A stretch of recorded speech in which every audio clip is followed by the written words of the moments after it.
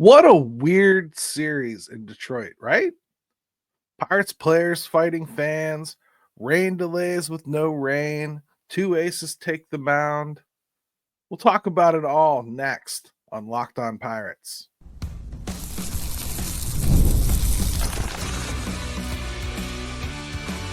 You are Locked On Pirates, your daily Pittsburgh Pirates podcast, part of the Locked On Podcast Network, your team every day.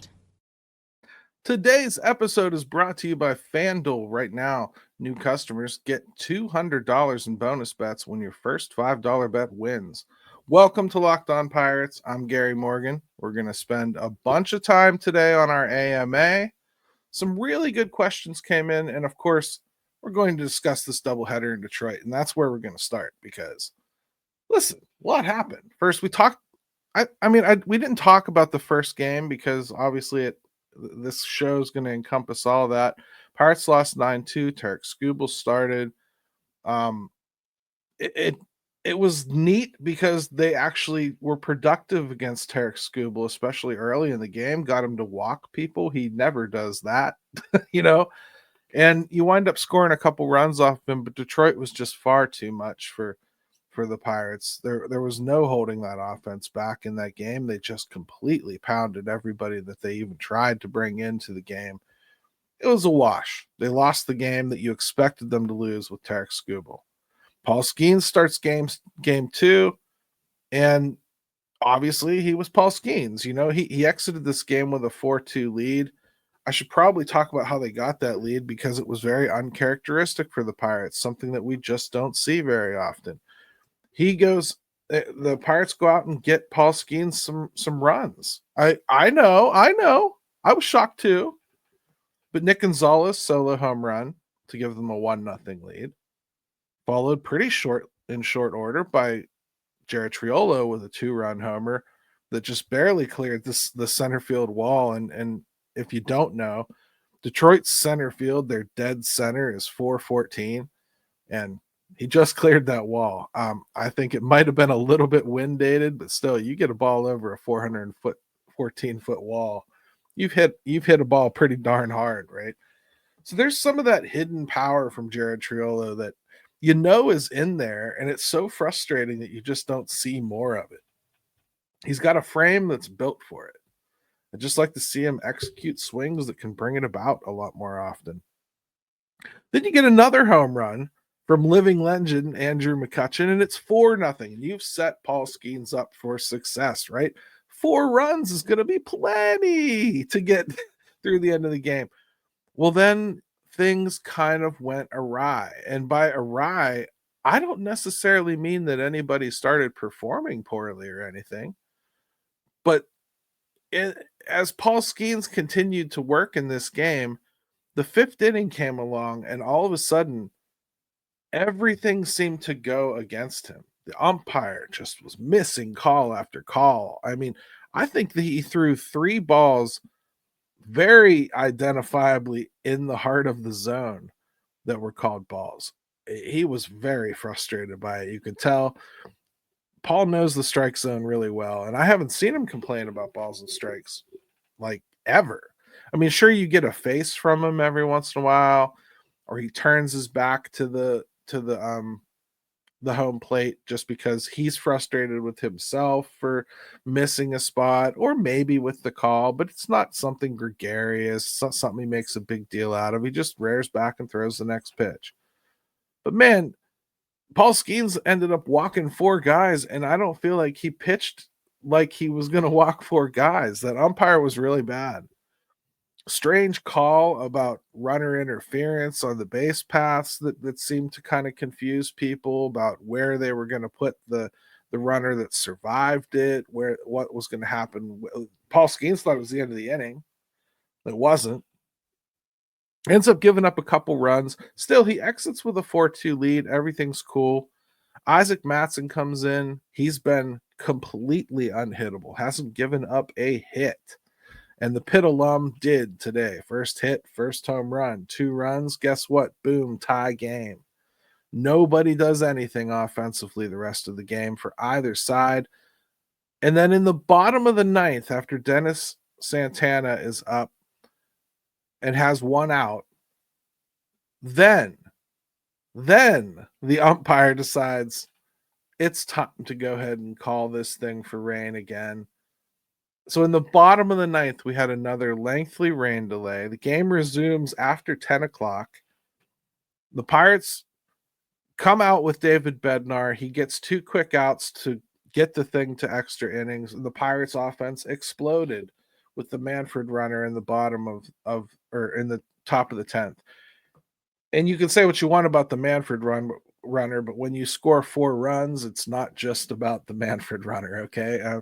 The Pirates scored more than enough to hold on to this one, and they win 8-4. Good quality win and everything. You wish that they had performed better in both ends of the twin bill, but they didn't. All in all, it was a decent doubleheader. I think both teams got the win they expected with the big horse they were sending on the mound.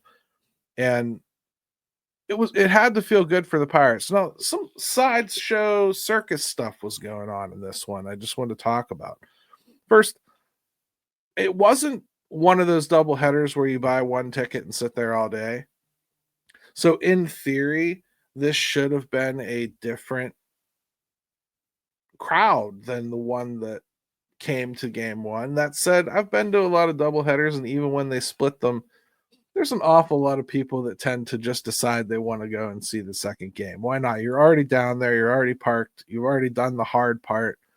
It doesn't hurt anything to go buy another ticket if it's available and just stay for the second game. I think a lot of people probably did that in Detroit. So I can imagine there were some people that had been watching or at least sitting in a baseball stadium from like 12 o'clock because they had delayed the start to the first game of this doubleheader too. But they were probably there from 12 o'clock until almost 11 at night. That's a long time to be sitting there, not only with, your fellow fans, but that's just a long time to be heckling the same bullpen guys, and to be heckling the same players when they're in the hitter's box, or the same players when they're in the on deck circle, or yelling at the same dugout. And those comments, just 6, 7, 8 hours of them, I think you start to see temperature start to heat up, right? And the crowd was getting rowdy, especially since they're losing game 2 of this doubleheader. And what did they have to lose? They just started giving it to people. I'm not entirely sure what happened. I'm sure it will come out to a degree, but Dennis Santana was getting messed with in the bullpen to the point where he reached up and tried to take a swing at a fan in the stands. Didn't make any contact or anything. Got pulled away and ushered downstairs. But that's not in Dennis Santana's character. I mean, if you've watched him at all, he's one of the more quiet clubhouse guys. Not very gregarious at all. Even on the mound, he's not all that emotional. Just an odd person to see it come from, and it just tells you somebody was pushing buttons out there. I don't want to just blame the fan because, hey, I wasn't there. I don't know what happened. But I can say, at some point, I think you bring this internet culture into the real world, and you think you can just say whatever you want to players with impunity. And then every once in a while, the players show you, yeah, this isn't the internet, and they snap. And I do think that sort of thing happens. A little bit later, Tommy Pham gets into it with a fan while he's in the on-deck circle. Now, he points out this guy, and then all the fans around him are defending him, and then the entire stadium of everybody that stayed they're in the middle of having a tie game a half inning ago, and now they're down 8-4, looking squarely at a loss coming at them. So you can understand why they're getting extra rowdy and everything, but they're freaking out on Tommy Pham, and they're chanting Tommy sucks. And I'm thinking to myself, well, most of Pittsburgh agrees with you. We don't care. I'll tell you what I thought. First of all, listen, man, I don't know what was said to him. I'm not going to sit here and pretend that I know what everything being said to you could possibly spawn, or that I'm better than him and I would have kept my cool. But Tommy Pham's just done absolutely nothing for this team, and I just want to be real. I don't want a guy like that dragging my entire team into some kind of like they all have to like stand up for him type territory. I don't know what he's done, but he's had multiple interactions with fans that have not been good this year. One of which he was suspended for. I don't know how this one's going to turn out, but I gotta say, you're too much of a hothead if you're fighting with fans. Fans are going to say stuff. Okay, they are. I was at a game a few weeks ago, and I heard somebody telling a player that they should drive off the Clementi Bridge. Like that's not. It's funny because it's a stupid fan thing, but I don't know. There is a line, and who am I to say like what should set you off? Regardless, what a weird series for things to get chippy in. It's not like we have a history with Detroit that's negative. In fact, they were excited and very welcoming to have Don Kelly come back. So I think it was set up to be a pretty nice environment. I don't know. Anyways, let's just be happy we salvaged one game in Detroit. That's a tough series. The Rangers are going to be really tough too at home. Not as tough as the Tigers though. So you shouldn't let down at all. But if you play like you did against the Tigers, there's a good chance that you could come out of this with a series win. Let's take a quick break. When we come back, it's time for some AMA questions. You know it's my favorite part of the show. Are you looking for a snack that's both delicious and nutritious? Crack into a good source of protein with Wonderful Pistachios. Wonderful Pistachios is one of the highest protein nuts. Each 1 ounce serving has 6 grams of protein, giving you over 10% of your daily value. Plus, they're packed with fiber and better for you unsaturated fats to help keep you feeling fuller longer. I love these no shells Wonderful Pistachios. Great golf snack, no mess on your fingers, and way better for you than what I tend to eat on the golf course. Get snacking and get cracking with the snack that packs a protein punch. Visit wonderfulpistachios.com to learn more.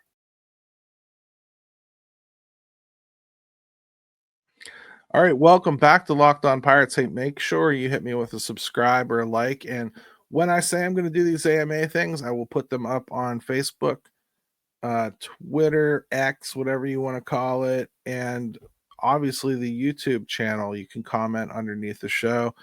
I didn't announce I was doing this until the end of the show, so if you didn't listen to the entire episode yesterday, good chance you didn't see that call to action. So I didn't get as many from YouTube as I'd like, but the other outlets came through, so we got plenty to work with. This one is from J Gore 493, or John, you may know him as.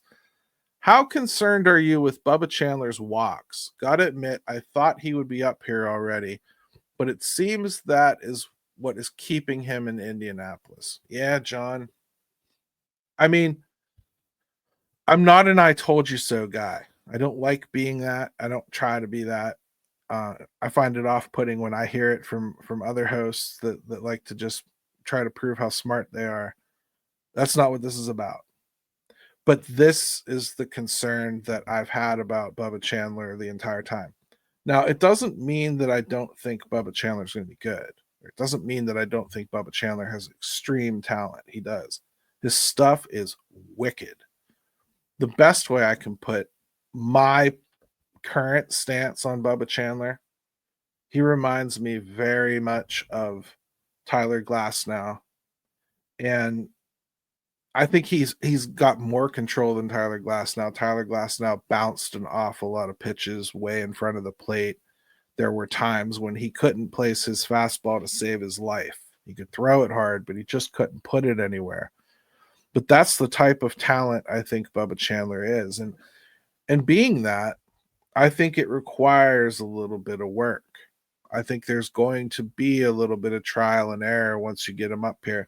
And I also think that the back half of this season is going to provide that. I think we're going to see Bubba Chandler up here. There's going to be room created. We already know it's probably a losing season. So now's the time to kick those training wheels on him this year and get as much done as you can as far as knocking the rookie out of him, so that next year you're not supposing Bubba Chandler can help, you're expecting Bubba Chandler to help. I think that's really where they need to go. I do believe that's what's keeping him in Indianapolis, though, John. That, and let's be really, really honest about what else is keeping him in Indianapolis. And it's need. Look at this team. Right now, you've got Paul Skeens, Mitch Keller, Andrew Heaney, Bailey Falter, and Mike Burrows. I can make a pretty strong argument he's not better than any of them right now. That doesn't mean that Andrew Heaney has anything to do with next year or the future of this team, or that it wouldn't be better to get eyes on Bubba Chandler than to continue to play Andrew Heaney. It doesn't mean anything like that. It doesn't mean that eventually he won't surpass Mike Burrows. That certainly could happen. But right now, I just don't think that you have the need. I don't think there's a logical place where you just shove him in and pretend that you're trying to play your best players right this second. There's a difference between playing your best players right now and your most talented players right now.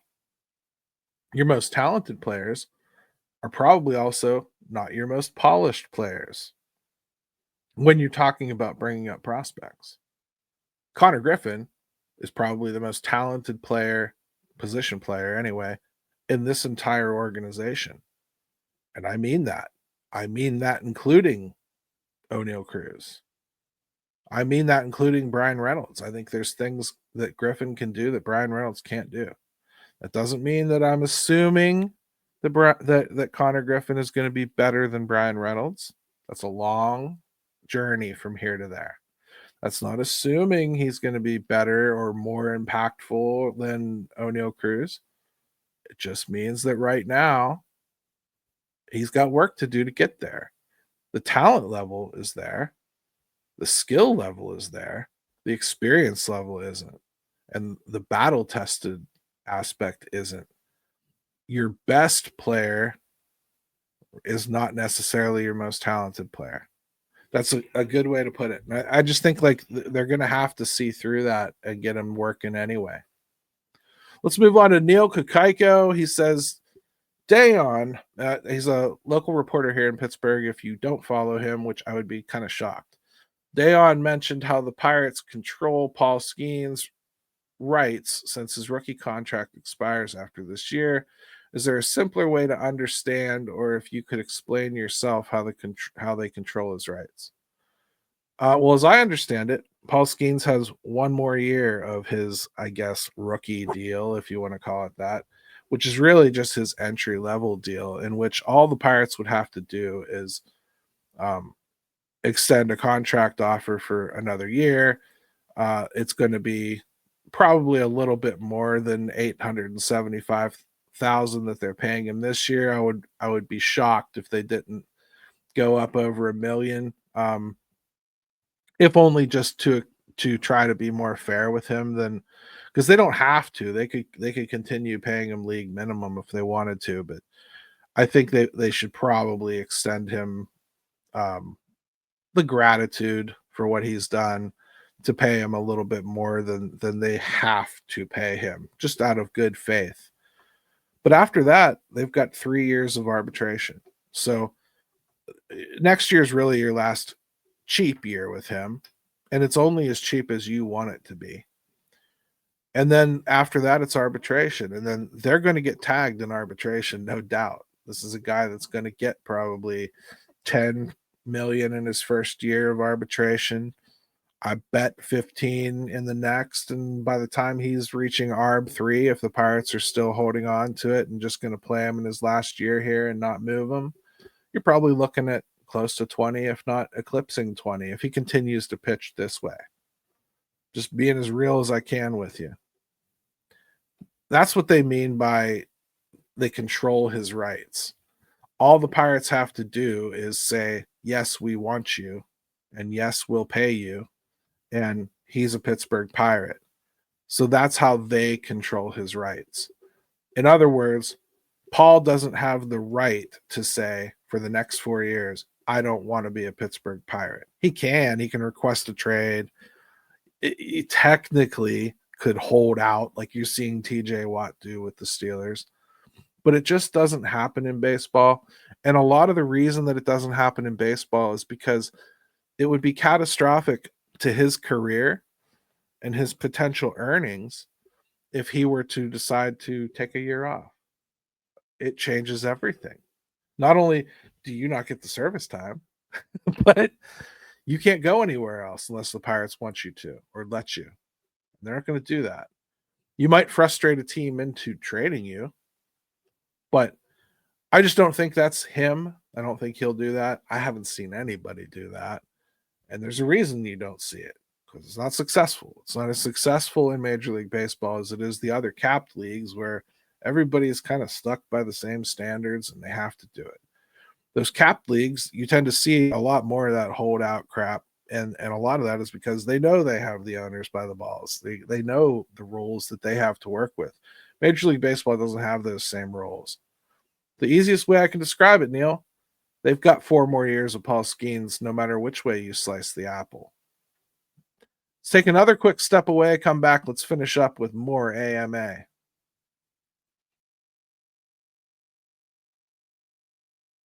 The NBA playoffs are in full swing, and every night delivers highlight-worthy performances, major momentum shifts, and can't-miss moments. Whether it's a game-winning shot or a breakout player, there's never been a better time to get in on the action.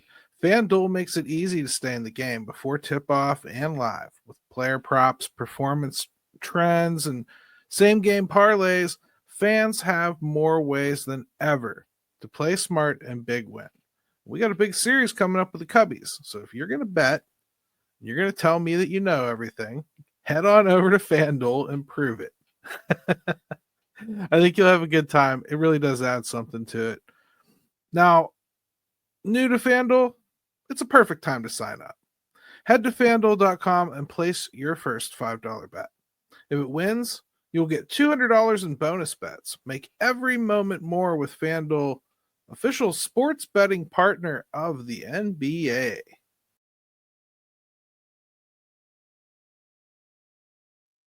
All right, welcome back to Locked On Pirates. Let's pick up our AMA. I got a lot left. I want to really try to get to as many of them as I can.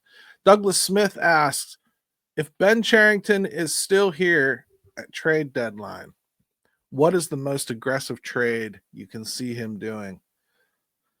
Oh, Doug, I've thought about this a lot because I'm very frustrated that we don't have a better definition of what's going to happen here with the general manager. I think there's a general discomfort by the fan base that they don't want to see Ben Cherington make these moves, and I tend to agree with that. But this is a good way to approach it, your question. I think the most aggressive thing we could see him do or would see him do is maybe make a trade of David Bednar. And I say David Bednar because he's only got 1 more year of team control. It's arbitration. It's going to cost them over $8 million. And they are lucky beyond belief that David Bednar turned things around and made himself sellable again. He's going to be a valuable commodity, and he's going to be a valuable commodity that teams can sell as not just a patch. It's something that they're going to have next year too. So I think that's a guy that I could see him pulling the trigger on. There's going to be a market. You're going to get something in return that's worth something. And I think that's a guy that one way or another, no matter who's here, should execute and probably will execute. Now, Jack Maracio says, how frustrated is Skeens right now? Did he want to come out after 6? So he came out after 6 in the doubleheader game. Yeah, I mean, he was at 100 pitches. He was starting to look tired. I know desperately just from your comments, Jack, that you really want to believe that players don't buy into all of this stuff, but they do. Players don't want their arms abused, and they have been taught for most of their entire lives that doing more than that would be abusing their arm. So, did he want to come out after 6? The competitor in him, I'm sure, didn't. But the guy who's thinking about his career long term, I'm absolutely positive he's fine with it and was on board with it. How frustrated is he? He doesn't like to lose. So he's frustrated he's losing. But he's not frustrated about where he's at or anything. Not yet. I'm sure that'll come over time. But so far, I'm not picking up on any of that. He seems very happy to be in the position he's in. He knows what's going on with the team. He likes a lot of the pieces more than the fans do. We're not at the point where he's disgruntled yet, and I don't want to make that up. Could I speak on the value of good rotation if the bullpen gets all the decisions? Well, if the bullpen is getting decisions, then the rotation set them up to have a decision made in good favor. You would still need good starting pitching to get to that point. I guess I don't really understand the question. Mostly that's because you tend to try to be making a point with your question, and I just disagree fundamentally with a lot of your points. This is one of them. Let's see. David Rosenberg, compared to Tampa Bay's $1.8 billion, and considering high value and what Skeens adds to the value, could it be a win-win for Nutting to sign Skeens long term if, for example, the franchise is worth closer to $2 billion than the $1.35 billion estimate? Why not borrow from the increased equity to lock up Skeens for the long haul? Wouldn't you think Skeens locked up for a decade would increase revenue, value, and ability to attract talent? That's a lot, David. The numbers, I'm sure people aren't going to hold on to. What he's basically saying is the Pirates are already close to worth what Tampa is. If they signed Skeens long term, wouldn't that up the value enough to make it a worthwhile investment for Bob Nutting? Yes. I would think the first answer to this is, David, it's a perfectly sound and reasonable way to think.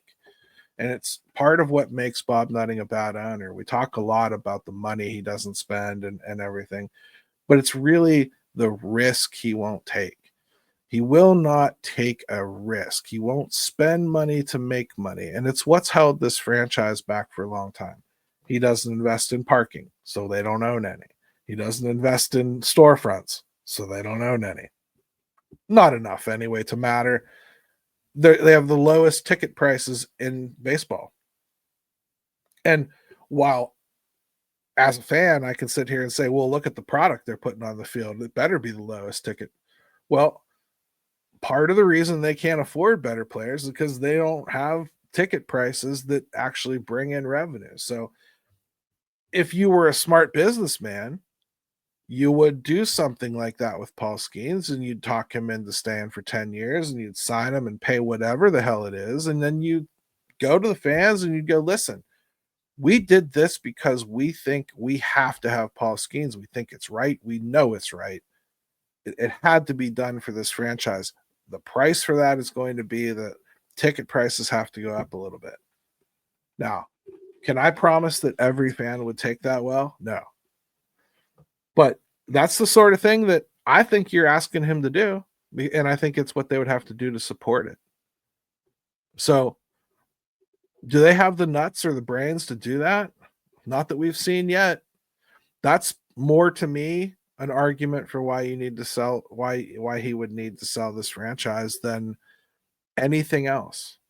I give him a lot of excuses because baseball provides a lot of reason for why this team is going to struggle. But this team also doesn't do anything to help dig themselves out of the grave that they've been handed.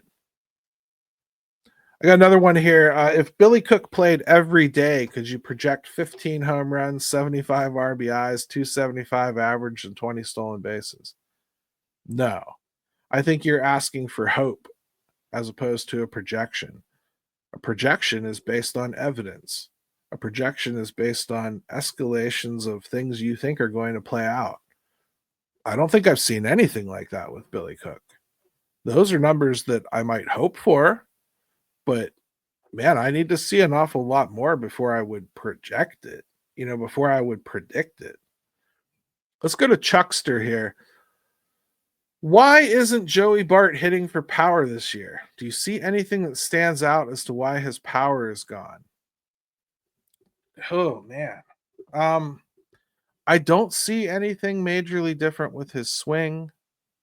I don't see anything majorly different with the exit velocity. I kind of just see a little bit less of it. So there's maybe been a little bit less opportunity. He's had less balls hit like that. He's had less contact in general. Been striking out a little bit more. I think playing catcher a little too much is not a good thing for Joey Bart. If you remember, they were having him play DH a little bit more last year than they are this year. And I think that's something that they need to get back to for multiple reasons. One, Henry has earned playing time more than I think we're seeing him get. I'd like to see that kind of flip flop. Less of Joey Bart might equal more good from Joey Bart. That's the first thing I would try with him because the bat has been effective here. But I'd just like to remind people too, his history is a lot more bad than it is good. There's a reason he came here essentially for free. There's a reason that you're kind of getting a player that plays like that every once in a while. And here's another one. When do you feel that Tommy Pham will be off the team? Will they keep him until the end of the season because they're paying him $4 million? Will they DFA him after the trade deadline if no other team has interest in him? Could they possibly be cut before the trade deadline? I'm interested in your thoughts. I don't know what they're doing with Tommy Pham. I don't know how to be more clear about this. I wouldn't have signed him. I certainly would have given up on him long ago. I don't think that we're seeing any signs of life. I don't think anybody can claim you're seeing signs of life. But two things are true. One, they have not cut him. Two, Don Kelly keeps playing him. I understand a lot of things. I don't understand that. I think that we're seeing a team that is stubborn. I can't imagine even with this team, it's really about money. His prorated salary at this point is down to probably 2 million, 2.5 million. I'm not going to do the math, but it's somewhere in there. I don't see any reason to hold on to him. I think they should move on. I can't give you a prediction on when they're going to do it. I'm sorry. I haven't heard so much as a rumbling. I had a big hope that Billy Cook would look really good and wind up they just think, you know what, let's just keep Billy up here. What are we doing? He'll be better. I still think that's true regardless of his performance yesterday, but he didn't do anything to endear himself yesterday in that doubleheader. I thought he played pretty badly, actually. I thought he made an immature decision in center field to try to dive for that one ball, and I know it only cost them one run. They still would have scored two, but that's not a decision that I want made from somebody that is partially here because he has a superior glove in the outfield. And that's the excuse they keep using for playing Pham. So there's that. I just think he didn't do anything to make the team feel like, yeah, we really have screwed up here by having Tommy Pham. We should definitely have kept Billy Cook up here. Well, I still feel that way, but I can't say. This team gets stubborn about players every once in a while. I thought there's been markers throughout the season where I thought maybe they would change their mind. One of them was when Tommy Pham got to his 10-year service time mark. I thought that would probably be a good time. They've helped him earn his 10 years by letting him stay on and get that clocked in, and now he gets full benefits and everything when he retires. That didn't seem to trigger them to make a change, so I'm at a loss. I wish I could give you a better answer, but sometimes things just don't make sense, and there isn't anybody that's going to help make sense of it. I can't even tell you who's actually making the decisions right now on things like that. It's not Donnie Kelly, I can tell you that. Don Kelly's not making the final call on roster choices, but I do know he has more input. So maybe we're just waiting for him to finally decide he has no use whatsoever for Tommy Pham. Since he had a very similar career, maybe his threshold is a little bit longer than ours. Just throwing it out there. Hey, that's all I got for you, everybody. Let's have a good weekend. We're going to face the Rangers starting tonight. It's going to be a tough series, but a winnable series. The Rangers are good, but they're not world beaters. This Pirates team should hang a lot closer with them than they did the Tigers. And I think we should look forward to a good weekend in Pittsburgh. Let's go, Bucks.